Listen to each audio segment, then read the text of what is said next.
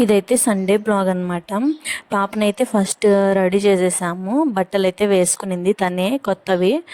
ఇంకా తల అయితే దూపించుకోలేదు. ఇంకా మామూలుగానే ప్లక్కర్స్ అయితే పెట్టేసి చిన్నవి ఒక పప్పు అయితే లాస్ట్లో పెట్టేశాను. ఇంకా బయటకైతే వెళ్తున్నాము చర్చికి.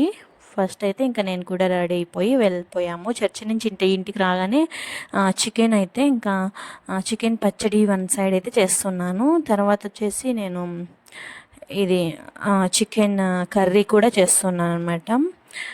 చికెన్ పచ్చడి ఏంటంటే నాకు ఎక్కువ తినాలనిపిస్తుంది, దానికోసం అని చెప్పేసి చేసుకుంటున్నాను. కొద్ది రోజులు తినచ్చు కదా అని చెప్పేసి ఇంకా చికెన్ పచ్చడి అయితే ఫస్ట్ ఒక పక్క ప్రిపేర్ చేశాను. చికెన్ కర్రీ కూడా ప్రిపేర్ చేస్తూ ఉన్నాను అనమాట. కొంచెము ఆయిల్ వేసిన తర్వాత బాగా వేగిన తర్వాత కొంచెం మిరప్పొడి అయితే వేసాను. ఇంకా ఈ మసాలాలన్నీ మిక్సీ పట్టుకున్నాను, ధనియాలు జీలకర్ర అవన్నీ కలిపి. నెక్స్ట్ అయితే కొంచెం ఉప్పు కారం పసుపు వేసుకున్న తర్వాత ఈ పౌడర్ అయితే ఇందులో మిక్స్ చేసుకోవాలి.